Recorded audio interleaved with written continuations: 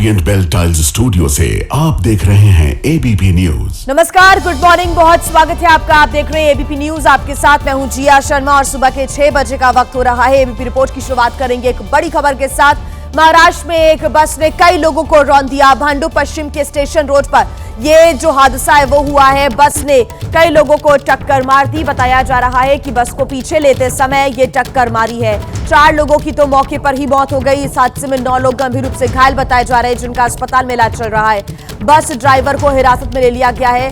बताया जा रहा है कि रिवर्स करते समय बस ड्राइवर ने पीछे लोगों को देखा नहीं और इनके ऊपर बस को चढ़ा दिया, लोगों को रौंद दिया। कई लोगों के घायल होने की जानकारी मिल रही है। 9 लोगों का अस्पताल में इलाज जारी है। 4 लोगों की दर्दनाक मौत हो गई। आपको बता दें कि इसके बाद अफरा तफरी और लोगों में ये तस्वीरें आपके सामने। महाराष्ट्र में एक बस ने कई लोगों को रौंद दिया। मुंबई का भांडुप पश्चिम इलाका, जहां की स्टेशन रोड पर बस ने टक्कर मार दी। बस को रिवर्स करते समय ये टक्कर मारी गई है। बस ड्राइवर को हिरासत में पुलिस के द्वारा लिया गया। जैसे ही सूचना मिली, पुलिस प्रशासन की टीम मौके पर पहुंची। यहां पर भीड़ लगी दिखाई दे रही है। लोगों में अफरा तफरी मच गई, चीख पुकार मच गई। बस को पीछे लेते समय टक्कर मार दी गई। 4 लोगों की तो मौत हो गई है, तो वहीं 9 लोग गंभीर रूप से घायल बताए जा रहे हैं। ये तस्वीरें आपके सामने, कैसे अफरा तफरी का माहौल नजर आया। एम्बुलेंस भी यहां पर तुरंत मौके पर पहुंची। बेस्ट की ये बस बताई जा रही है जिसके द्वारा ये हादसा हुआ है। बस रिवर्स करते समय ये दर्दनाक हादसा हुआ, जिसमें 4 लोगों की मौत जबकि 9 लोग घायल बताए जा रहे हैं। लापरवाही यहां पर सीधे तौर से सामने आ रही है। बस ड्राइवर ने ये नहीं देखा कि पीछे कितने लोग खड़े हुए हैं और सीधे बस को रिवर्स लेते समय ये दर्दनाक हादसा हुआ है। 3 तस्वीरें आपके सामने। 13 लोगों को कुचल दिया, 9 लोग घायल बताए जा रहे हैं, जबकि 4 लोगों की मौत हो गई है। और जैसी सूचना मिली, पुलिस की टीम मौके पर पहुंची और तस्वीरें विचलित कर सकती हैं। ये तस्वीरें आप देख रहे हैं। कई लोग जो वहां पर घायल अवस्था में नजर आ रहे थे, गंभीर चोट उन्हें लगी है। हिरासत में ड्राइवर को ले लिया गया है क्योंकि एक बड़ी लापरवाही यहां पर सामने आई है। बेस्ट की ये बस, जहां पर जिस समय ये बस रिवर्स गियर कर रही थी, पीछे की तरफ जा रही थी, उसी समय ये हादसा हुआ है। भांडुप पश्चिम के स्टेशन रोड पर बस ने कई लोगों को रौंद दिया। बस को पीछे लेते समय ये टक्कर मारी गई। 4 लोगों की मौत हो गई है। हादसे में 9 लोग घायल बताए जा रहे हैं। पीछे कितने लोग खड़े हुए हैं, इस बात को ड्राइवर नहीं भांप पाया। एक बड़ी चूक, एक बड़ी लापरवाही।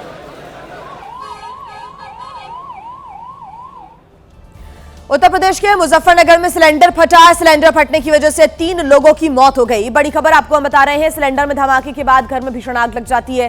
कानूनगो समेत 3 की दर्दनाक मौत हो गई। तो बड़ी खबर इस वक्त हम आपको बता रहे हैं। उत्तर प्रदेश के मुजफ्फरनगर में यह सिलेंडर ब्लास्ट की खबर सामने आई है। जैसे ही जानकारी मिली, वैसे ही पुलिस की टीम मौके पर पहुंची। फायर फाइटर्स की टीम मौके पर पहुंचती है।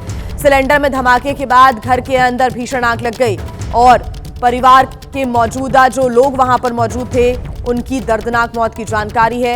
3 लोगों की मौत की सूचना मिल रही है। बिहार की बात कर लेते हैं अब, जहां के समस्तीपुर में लगी है भीषण आग। घर में आग लगने से हड़कंप मच गया। आग की चपेट में ट्रैक्टर भी आ गया। आग लगने से लाखों का नुकसान हुआ है, यह आशंका व्यक्त की जा रही है। और तस्वीरें आप देख रहे हैं बिहार के समस्तीपुर की, जहां पर कैसे घर में आग लगी और ये आग विकराल रूप लेती चली गई, जिसकी वजह से हड़कंप मच गया। स्थानीय लोगों के द्वारा भी आग बुझाने का प्रयास किया गया, लेकिन ये आग विकराल होती चली गई। फिलहाल फायर फाइटर्स की तरफ से आग बुझाने का प्रयास यहां पर किया जा रहा है। ये तस्वीरें समस्तीपुर से आप देख रहे हैं। आग हालांकि कैसे लगी इस बात की जानकारी नहीं मिल सकी है, लेकिन ये जो घर में आग लगी थी वो विकराल होती चली गई और पूरे इलाके को इसने अपनी चपेट में ले लिया। जैसे ही लोगों को भी सूचना मिली, लोगों ने प्रयास किया इसको बुझाने का, लेकिन ये आग विकराल रूप ले चुकी थी। तो वहीं आग की खबर पंजाब के लुधियाना से भी सामने आई है, जहां पर भीषण आग की तस्वीरें निकल कर आ रही हैं सामने। बसंत नगर में 3 मंजिला मकान में आग लगी है। कपड़ों की फैक्ट्री में आग की चपेट में देखने को मिल रही है। तस्वीरें आपके सामने। आग लगने की वजह फिलहाल साफ नहीं है। दमकल विभाग ने हालांकि आग पर काबू पा लिया है, लेकिन लाखों के नुकसान का यहां पर अंदेशा व्यक्त किया जा रहा है, क्योंकि ये जो आप फैक्ट्री देख रहे हैं, कपड़ों की फैक्ट्री है, जिसकी वजह से ये आग और भी ज्यादा तेजी के साथ फैलती चली गई। रिहायशी इलाके में बीच में ये फैक्ट्री बनी हुई है कपड़ों की, और आसपास कई घर और कई जो मकान है वो नजर आ रहे हैं। पंजाब के लुधियाना में ये जो एक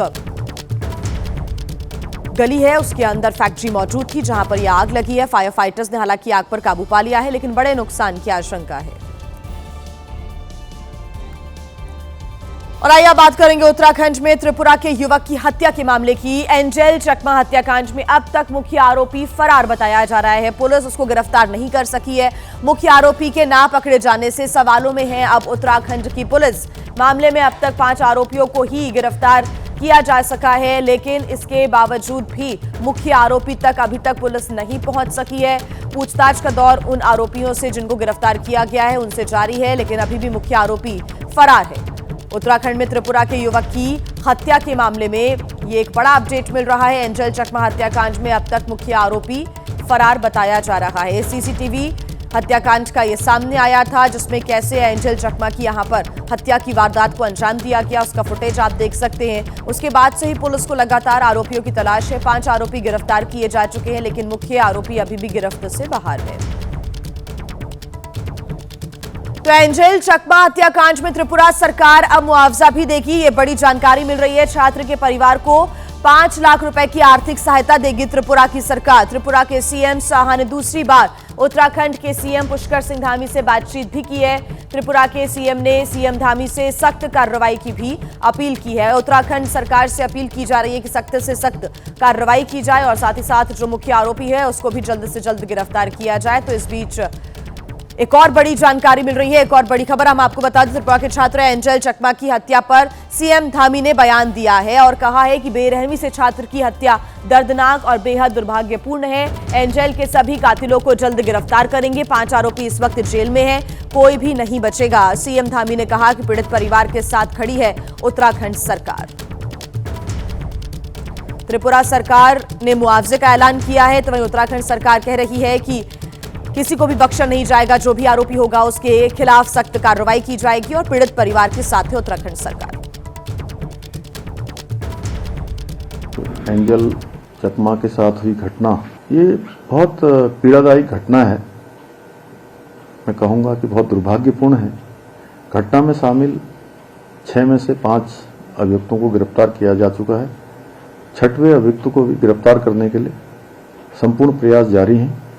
हम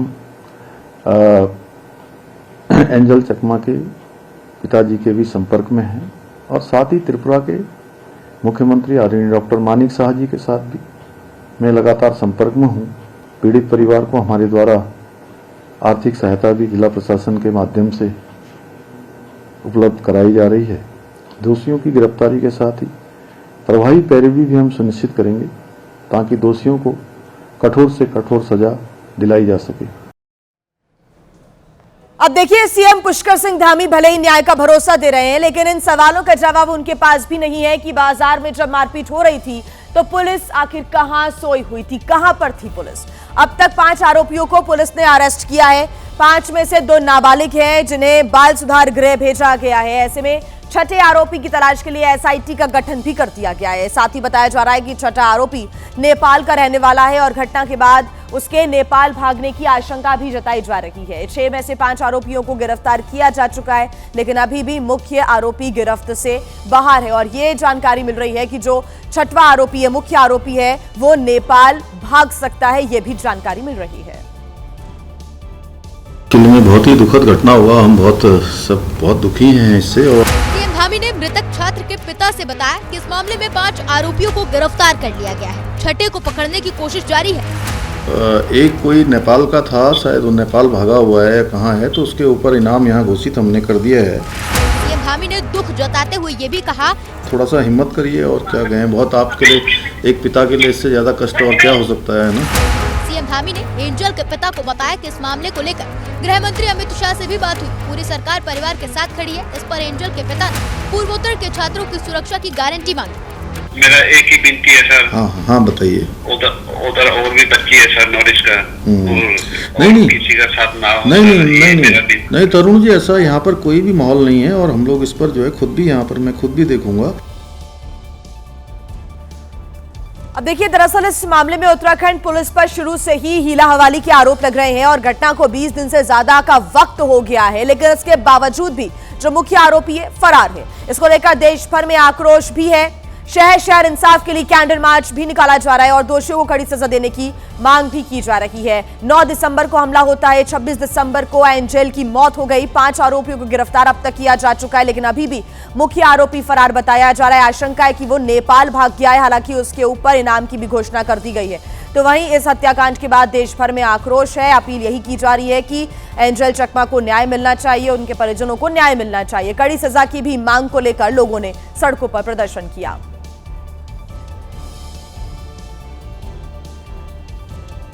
तो एंजल चकमा की हत्या के मामले में त्रिपुरा के मुख्यमंत्री ने भी उत्तराखंड के मुख्यमंत्री से बातचीत की है और दोषियों के खिलाफ सख्त से सख्त कार्रवाई की मांग की गई है।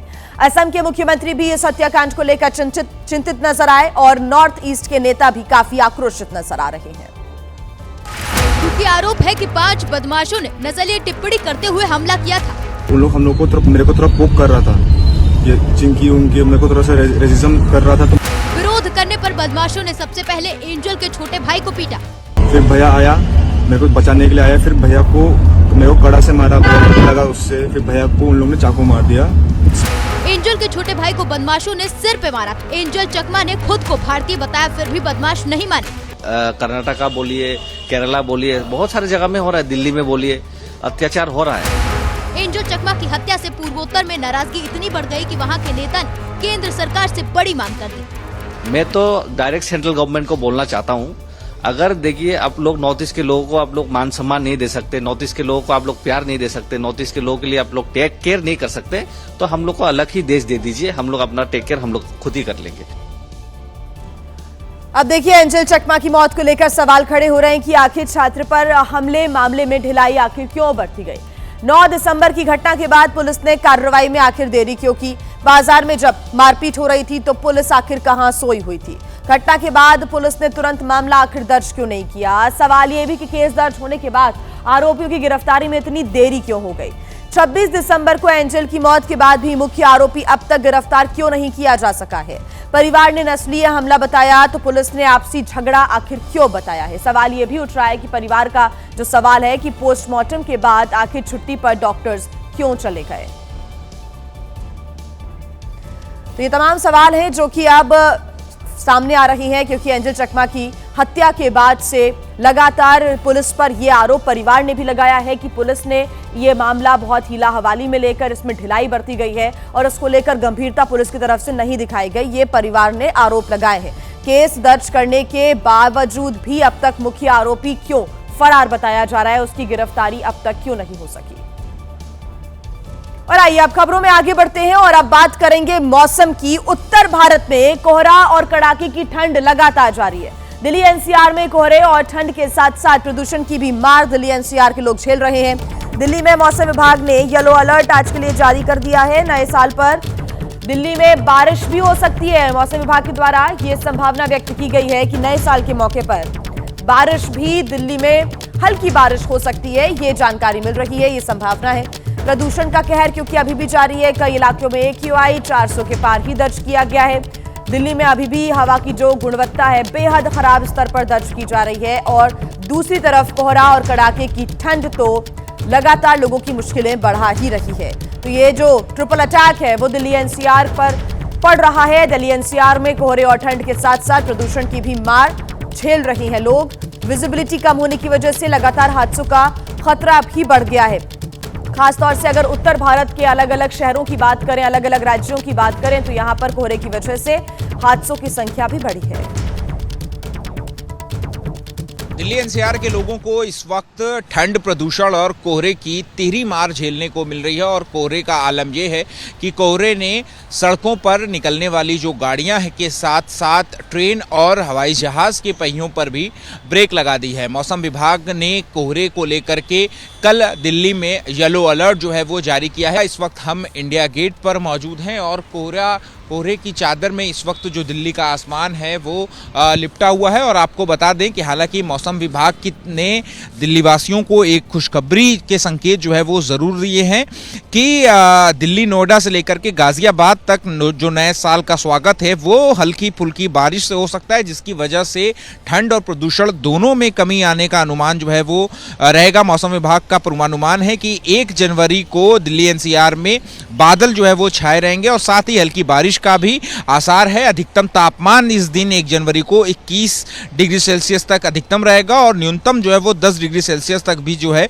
वो रह सकता है। मौसम विभाग ने कहा है कि पश्चिमी हिमालय इलाके में एक पश्चिमी विक्षोभ के हालात बन रहे हैं, जिसकी वजह से 31 दिसंबर और 1 जनवरी को मैदानी इलाकों में इसका असर जो है वो देखने को मिलेगा। और आपको बता दें कि 1 जनवरी की आमद जो है वो हल्की बूंदाबांदी से हो सकती है, जिसकी वजह से प्रदूषण में भी कमी आएगी। लेकिन अगर अभी इस वक्त प्रदूषण की बात करें तो जो दिल्ली का AQI है वो बेहद खराब की श्रेणी में अभी भी जो है वो बना हुआ है। वहीं कोहरे की वजह से जो स्मॉग की चादर है वो भी दिल्ली के आसमान में देखने को मिल रही है। आज भी मौसम विभाग की तरफ से आज सुबह दिल्ली में कोहरे का रेड अलर्ट जो है वो जारी किया गया था। विजिबिलिटी जो है, दृश्यता है जो है वो गिर करके कुछ मीटर तक ही आ गई थी। और कल भी सुबह में मौसम विभाग ने कोहरे को लेकर के येलो अलर्ट जारी किया है। और इसके अलावा मौसम विभाग ने यह भी कहा है कि कल सुबह भी दिल्ली के कई इलाकों में डेंस फॉग और वेरी डेंस फॉग का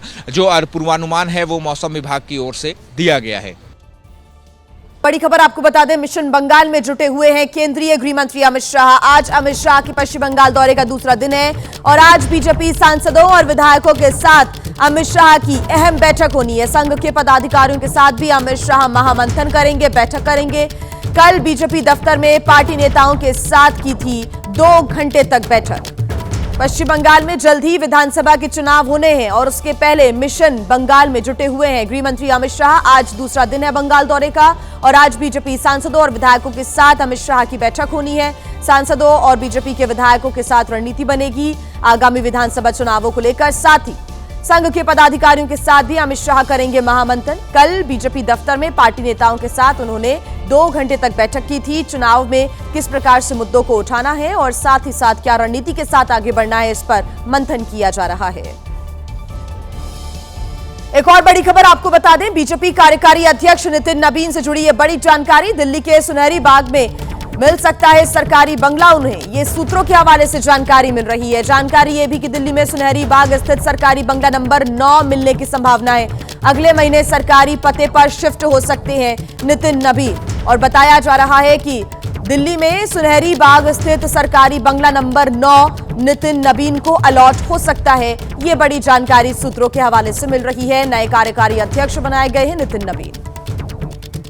बड़ी खबर आपको बता दें, मुंबई महानगर पालिका चुनाव में महायुति से जुड़ी हुई ये बड़ी खबर आपको बता रही है। बीजेपी शिवसेना शिंदे में सीट शेयरिंग का फॉर्मूला तैयार हो गया है, तय हो चुका है, फाइनल हो चुका है।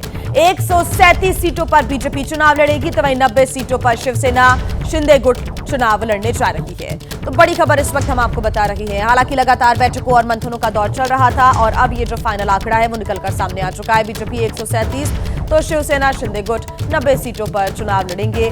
227 सीटों में जो पेच है वो लगातार फंसा हुआ था। हालांकि अंतिम फैसला देवेंद्र फडणवीस और एकनाथ शिंदे को ही करना था। आज क्योंकि नामांकन का आखिरी दिन है, ऐसे में नामांकन को लेकर भी पहले से ही बीजेपी और शिंदे गुट अपने अपने उम्मीदवारों को आदेश दे चुके हैं। और अब क्योंकि पूरा जो फॉर्मूला है वो निकलकर सामने आ चुका है, 137 सीटों पर बीजेपी तो 90 सीटों पर शिवसेना शिंदे चुनाव लड़ेंगे।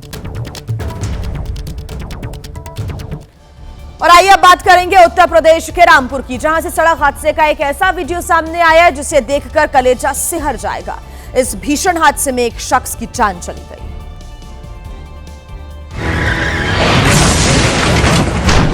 क्योंकि लकड़ी का बुरादा और टुकड़ों से भरा एक ट्रक वहां से गुजर रही एक बुलेरो पर पलट गया।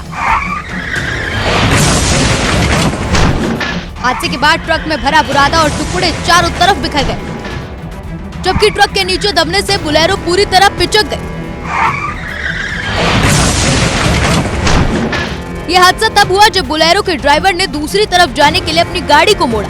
ठीक उसी समय पीछे से एक ट्रक आया। हालांकि ट्रक ड्राइवर ने बचाने की पूरी कोशिश की, लेकिन ट्रक डिवाइडर से टकराया और पलट गया, जिसकी चपेट में बुलेरो आ गई, जबकि पास ही में खड़ा एक बाइक सवार काफी दूर जाकर गिरा। जैसे ही हादसा हुआ उसके बाद इलाके में अफरा तफरी मच गई, क्योंकि ट्रक के नीचे बोलेरो दबी हुई थी और ड्राइवर उसके अंदर ही फंसा हुआ था। कुछ लोगों ने तो यह भी दावा किया कि गाड़ी के अंदर 4 से 5 लोग सवार थे जो दब गए, जिसके बाद वहां मौजूद लोग खुद ही राहत बचाव के काम में जुट गए। चूंकि लकड़ी का बुरादा चारों तरफ फैला था, उसके नीचे बुलेरो दबी हुई थी। ऐसे में लोगों ने हाथ से ही बुरादा हटाना शुरू कर दिया। कुछ देर बाद पुलिस भी मौके पर पहुंच गई और रेस्क्यू का काम तेज किया गया। इस दौरान वहां भारी जाम लग गया। बाद में जेसीबी की मदद से ट्रक को हटाया गया, लेकिन इस हादसे में बोलेरो ड्राइवर की मौत हो गई। बात कर लेते हैं आप केरल की, जहां के कोझिकोड से हादसे की डरावनी तस्वीर सामने आई है, जहां पर ऑटो वालों की गलती का शिकार एक ऑटो और एक स्कूटर सवार को होना पड़ा। हादसे में कई लोग गंभीर रूप से घायल हो गए।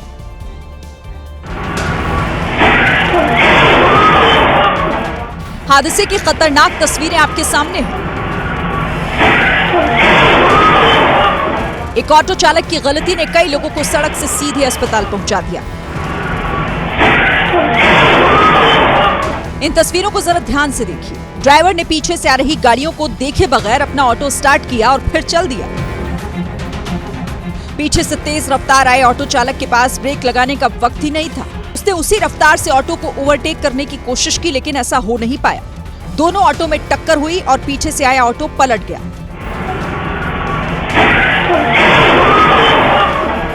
इसी दौरान दूसरी तरफ से अपनी लेन में आ रहा स्कूटर भी उसकी चपेट में आ गया।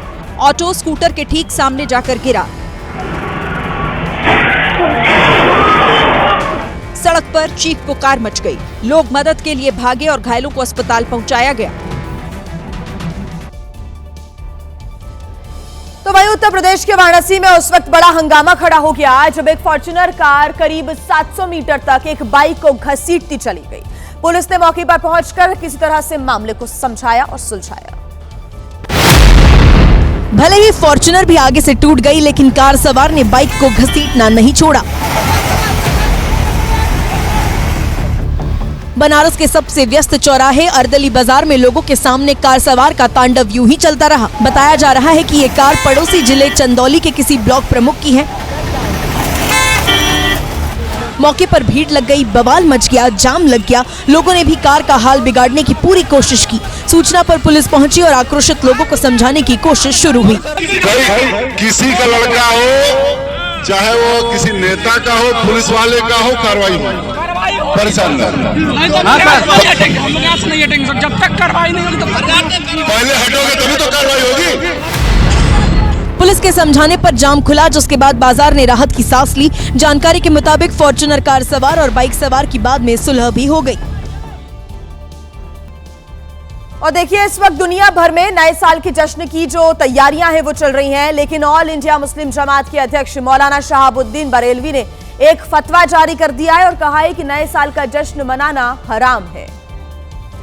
जश्न मनाना नए साल का नाजायज है। नया साल आया भी नहीं कि आ गया फतवा। फतवा इस बात का कि मुसलमान नए साल के जश्न से दूर रहे। नए साल का जश्न मनाया तो मानो गुनाह कर दिया। मैं तमाम मुसलमानों को बता देना चाहता हूँ कि नए साल पर जश्न मनाना शरीयत इस्लामिया की रोशनी में नाजायज है। मौलाना शहाबुद्दीन फतवा जारी कर चेतावनी दे रहे हैं कि मुसलमान जश्न मनाते मिले तो ठीक नहीं होगा। और अगर कहीं से खबर मिली कि कुछ नौजवान लड़के लड़कियां जश्न मना रहे हैं तो उलमाए कराम सख्ती से रोकेंगे। मौलाना की बात तो हजम होने से रही, लेकिन मौलाना के इस फतवे वाले फरमान पर बहस जरूर छिड़ गई है। बहस इस बात पर हो रही है कि क्या नए साल जैसे मौके पर मुस्लिम युवाओं को जश्न मनाने से रोकना जायज है। तो वहीं नए साल के जश्न को लेकर मौलाना शहाबुद्दीन बरेलवी की तरफ से जारी किए गए फतवे पर मौलाना आपस में ही भिड़ गए हैं। शिया मुस्लिम धर्मगुरु मौलाना सैफ अब्बास ने फतवे पर सवाल खड़े किए। मौलाना सैफ अब्बास का कहना है कि जहां हराम हलाल की बात होती है वहां फतवे जारी किए जाते हैं। नए साल के जश्न को लेकर फतवा जारी करना ठीक नहीं है। मैं समझता हूँ वो फतवा बेबुनियाद है और इस तरीके से फतवे नहीं दिए जाते। AIMIM के नेता शोएब जमई ने कहा कि सबको अपनी जिंदगी अपने तरीके से जीने का हक है और हर चीज को मजहब से जोड़ना गलत है। इस्लाम में ये अनावश्यक बयानबाजी भी नाजायज़ है और इस तरह के माहौल को ख़राब करना भी नाजायज़ है। और मौलाना साहब का इस तरह से बार बार टीवी पे आकर के बीजेपी की तरफ से स्पॉन्सर्ड बयानबाजी करना भी नाजायज़ है। वहीं मौलाना के फतवे पर हिंदू धर्मगुरुओं ने भी प्रतिक्रियाएं दी हैं और दो टूक कहा कि हिंदुओं के लिए ऐसी कोई मनाही नहीं, वो नए साल का जश्न मना सकते हैं। एक बड़ी खबर आपको बता दें, समाजवादी पार्टी के अध्यक्ष अखिलेश यादव पर उत्तर प्रदेश के डिप्टी सीएम केशव प्रसाद मौर्य ने बड़ा हमला बोला है। बिहार चुनाव में मिली हार से बौखलाए हैं अखिलेश यादव। केशव प्रसाद मौर्य ने यह निशाना साधते हुए कहा, 2047 तक समाजवादी पार्टी के सत्ता में आने का कोई रास्ता नहीं। समाजवादी पार्टी का अस्तित्व अंधकार में है, परिवार सैफई जाने वाला है और इसलिए ऐसी बातें कर रहे हैं। समाजवादी पार्टी पर निशाना साधते हुए नजर आए हैं उत्तर प्रदेश के डिप्टी सीएम केशव प्रसाद मौर्य। कहा है कि बिहार चुनाव में मिली हार से अब अखिलेश यादव बौखला गए हैं और कोई भी रास्ता ऐसा नजर नहीं आता 2047 तक सपा के सत्ता में आने का। सपा का अस्तित्व अंधकार में है, परिवार सैफई जाने वाला है, इसलिए इस प्रकार की बातें, बौखलाहट भरी बातें अखिलेश यादव कर रहे हैं।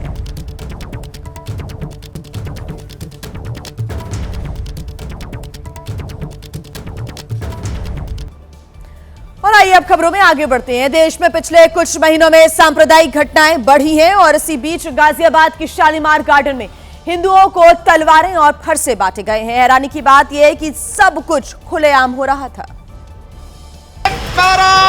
वीर बजरंगे। हिंदू रक्षा दल के कार्यकर्ताओं ने धार्मिक नारे लगाए और फिर घर घर जाकर हिंदुओं को तलवारें दी। ये अपनी बहन बेटी की सुरक्षा के लिए अगर बांग्लादेश जैसी स्थिति पैदा होती है, धर्मियों को अपनी सुरक्षा है। तो शस्त्र वितरण कार्यक्रम में दूसरे समुदाय के लिए आपत्तिजनक टिप्पणियां भी की गई। ये सनातन धर्म की रक्षा के लिए है। अरे नहीं है, मारने के लिए। हिंदू रक्षा दल के कार्यकर्ताओं ने कहा कि सभी हिंदू अपनी सुरक्षा खुद करें, क्योंकि मुसीबत पड़ने पर बचाने कोई नहीं आता। आपकी बहन बेटे को बचाने के लिए कोई सरकार का नुमाइंदा या हिंदू रक्षा दल नुमाइंदा बाद में आएगा, पहले आपको स्वयं खड़ा होना पड़ेगा। ये हम मैसेज देना चाह रहे हैं। गाजियाबाद में हुए खुले शस्त्र वितरण कार्यक्रम पर अब सवाल खड़े हो रहे हैं। सवाल है कि खुलेआम तलवार बांटने की इजाजत किससे ली गई? क्या कानून खुलेआम शस्त्र बांटने की इजाजत देता है? देखिए, जम्मू कश्मीर के पुंछ में एक सब इंस्पेक्टर को रील बनाने का शौक भारी पड़ गया। सब इंस्पेक्टर को चलती गाड़ी पर खड़े होकर रील बनाने के मामले में सस्पेंड कर दिया गया है, क्योंकि आरोप है कि मुगल रोड पर तैनात सब इंस्पेक्टर गुलशेराज ने सरकारी गाड़ी का इस्तेमाल कर रील बनाई। सामने आए वीडियो में एसआई गुलशेराज बर्फ से ढकी सड़क पर चलती कार के फुटबोर्ड पर खड़े होकर पोज देते दिखाई दिए। ये घटना पीर की गली के पास मुगल रोड की बताई गई, जहां बर्फबारी की वजह से सड़कों पर बर्फ की चादर जमी थी और ऐसे में हादसा होने का खतरा था। और यही वजह रही कि रील बनाने वाले सब इंस्पेक्टर गुलशेराज को तत्काल ट्रैफिक पुलिस लाइन्स रिपोर्ट करने का निर्देश दिया गया। योगी फोर्स की तरह मध्य प्रदेश के सीएम मोहन यादव की पुलिस भी अब अपराधियों पर कहर बनकर टूट रही है। भोपाल में एक साथ जब 400 पुलिस वाले निकले तो अपराधियों में हड़कंप मच गया। इन पुलिस वालों के निशाने पर था अमर कॉलोनी स्थित ईरानी डेरा, जहां अलग अलग राज्यों से फरार अपराधी छिपे हुए थे। पुलिस ने पूरे इलाके को घेर लिया और अपराधियों की धरपकड़ शुरू कर दी, लेकिन आरोप है कि इस दौरान कुछ महिलाओं ने पुलिस पर पथराव किया, जिसमें 2 पुलिस वाले घायल हो गए। लेकिन पुलिस ने हार नहीं मानी और कार्रवाई जारी रखते हुए ईरानी डेरे से 32 बदमाशों को गिरफ्तार कर लिया। पुलिस ने आरोपियों के पास से एक फॉर्च्यूनर गाड़ी, 21 बाइक, नगद रुपए और फर्जी आधार कार्ड समेत कई दस्तावेज बरामद कर लिए। देखिए, कुछ दिन पहले ही केंद्र सरकार ने 3 नई एयरलाइंस को फ्लाइट ऑपरेशन शुरू करने की मंजूरी दी है और इन 3 में से एक है शंख एयरलाइन, जिसकी कहानी बेहद दिलचस्प है। आपको बता देते हैं, शंख एयर के मालिक हैं श्रवण कुमार विश्वकर्मा, जो सालों पहले कानपुर की सड़कों पर टेम्पो चलाया करते थे। टेम्पो चलाते चलाते श्रवण ट्रांसपोर्ट बिजनेस में उतर गए और आज उनके पास सैकड़ों ट्रकों का बेड़ा है। सड़क पर अपनी बादशाहत कायम करने के बाद करीब 3 साल पहले श्रवण ने एयरलाइंस शुरू करने की योजना बनाई। श्रवण कुमार का दावा है कि शंख एयरलाइन के टिकट फिक्स्ड प्राइस पर बेचे जाएंगे। उन पर डायनामिक प्राइसिंग लागू नहीं होगी, यानी कि समय और जरूरत के हिसाब से हवाई किराए को महंगा नहीं किया जाएगा। श्रवण कुमार का कहना है कि सुबह हो या फिर शाम, दिन हो या फिर रात, त्योहार हो या फिर सामान्य दिन हो, उनकी एयरलाइंस का किराया घटेगा या फिर बढ़ेगा नहीं। शंख एयर फिलहाल 3 एयरबस 320 विमानों के साथ संचालन की शुरुआत करेगा, जिसे अगले 2 से 3 साल में विमानों का बेड़ा बढ़ाकर 20 से 25 करने की भी योजना है। शंख एयर दिल्ली, लखनऊ, कानपुर, वाराणसी और मुंबई को हवाई रूट से जोड़ेगा। तो ये शंख एयर की पूरी कहानी है। 2 से 3 साल में ये जो बेड़ा है वो और भी ज्यादा बढ़ने की तैयारी में है शंख एयर। बात करेंगे बांग्लादेश की, जहां पर आए दिन जिस तरह से हिंदुओं पर हमले हो रहे हैं, अत्याचार हो रहा है, उसे देखकर यही लगता है कि मोहम्मद यूनुस बांग्लादेश से हिंदुओं को खत्म करके ही दम लेंगे, क्योंकि बांग्लादेश में कोई भी ऐसा दिन अब नहीं होता जिस दिन हिंदुओं को प्रताड़ित नहीं किया जा रहा हो।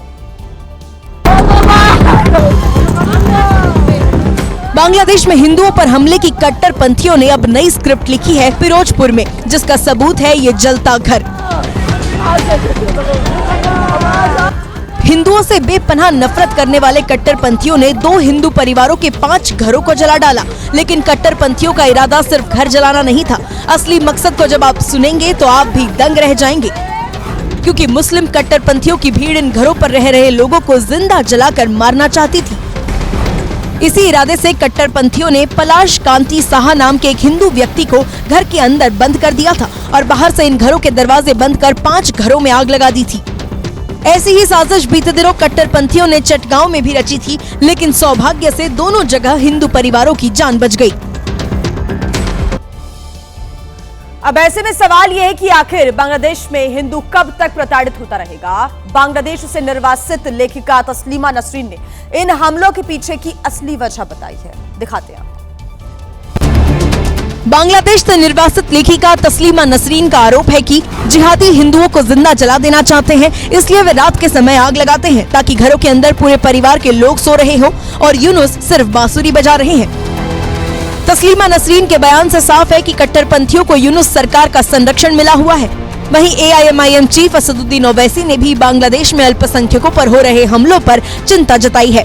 पुचंदर दास की हत्या और उसके जलाने की हम पुरजोर अल्फाज में उसकी मजम्मत करते हैं, कंडेम करते हैं। जानकार तो यहाँ तक मानते हैं कि सिर्फ विरोध प्रदर्शनों और बयानबाजी करने से काम नहीं चलेगा। जब तक मोहम्मद यूनुस पर अंतर्राष्ट्रीय दबाव नहीं बनाया जाएगा, बांग्लादेश में हिंदुओं पर हिंसा नहीं रुकेगी। तो बांग्लादेश में हिंदुओं पर जुल्म हो रहा है, तो वहीं अब यूनुस सरकार ने भारत के खिलाफ नई साजिश रची है। बांग्लादेश पुलिस का दावा है कि उस्मान हादी के हत्यारे भारत भाग गए। पाकिस्तान प्रेम में अंधे हो चुके मोहम्मद यूनुस अब सारी हदें लांघ रहे हैं। एक नए प्रोपेगेंडा के तहत ढाका मेट्रोपॉलिटन पुलिस ने दावा किया कि उस्मान हादी के हत्यारे फैजल करीम मसूद और आलमगीर शेख बॉर्डर के रास्ते मेघालय चले गए हैं। हम भारतीय अधिकारियों से बातचीत कर रहे हैं, आरोपी जल्द गिरफ्तार होंगे। बांग्लादेश पुलिस के इस प्रोपेगेंडा की हवा कुछ ही घंटे में निकल गई। मेघालय में BSF के इंस्पेक्टर जनरल OP उपाध्याय ने आरोपों पर कहा, इस बात का कोई सबूत नहीं है कि कोई शख्स बॉर्डर पार करके मेघालय आया है। BSF को ऐसी कोई रिपोर्ट नहीं मिली है। सच तो यह है कि हादी के हत्यारों को पकड़ने में यूनुस सरकार पूरी तरह फेल है, इसलिए यूनुस सरकार भारत विरोधी प्रोपेगेंडा फैलाकर कट्टरपंथियों को खुश करने में लगी है। और वहीं लुधियाना में पुलिस के सामने से बदमाश भाग निकले और पुलिस वाले हाथ मलते रह गए। बीच बाजार में पुलिस ने बदमाशों को घेर लिया था। उन्हें पकड़ने का पूरा मौका था, पूरा प्लानिंग भी थी, लेकिन पुलिस ऐसा कर नहीं पाई, क्योंकि बदमाशों ने पुलिस को डराने के लिए कार का इस्तेमाल किया। बदमाशों ने पहले गाड़ियों को टक्कर मारकर भागने की कोशिश की, फिर जब रास्ता नहीं मिला तो कार को बैक कर पुलिस वालों को चढ़ाने की कोशिश की। इस बीच सामने खड़ी सफेद रंग की दूसरी कार जब आगे बढ़ गई तो बदमाश अपनी कार से छोटी गाड़ियों को टक्कर मारते हुए मौके से फरार हो गए और पुलिस उनके पीछे दौड़ती रह गई। बताया जा रहा है कि कार में एक लड़की के साथ बदमाश थे। पुलिस ने डंडी स्वामी रोड पर घेराबंदी कर उन्हें रोक लिया था।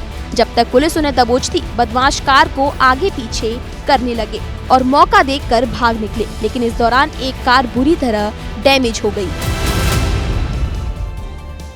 और आइए अब बात करेंगे कर्नाटक की, जहां के मैसूर में कुछ बदमाश दिन दहाड़े ज्वेलरी के शोरूम में घुस गए और यहां उन्होंने हथियारों के दम पर लोगों को बंधक बना लिया और करोड़ों रुपए की डकैती कर डाली। सीसीटीवी वीडियो में नजर आया कि एक बदमाश हथियार लेकर अंदर दाखिल होता है और कर्मचारी को धमकाता है। इसके बाद ये बदमाश बंदूक की नोक पर एक महिला कर्मचारी को लेकर आता है और कुर्सी पर बैठने के लिए कहता है। इसी बीच दूसरी तरफ से दूसरे बदमाश की एंट्री होती है, जो हाथ में हथियार लेकर कर्मचारियों को नीचे बैठा देता है।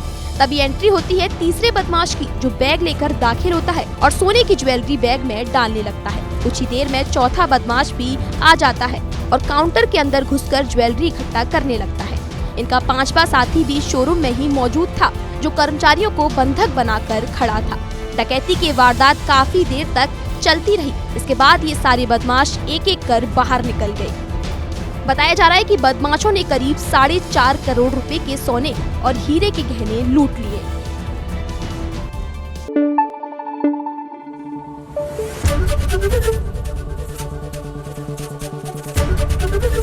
एबीपी न्यूज आपको रखे आगे।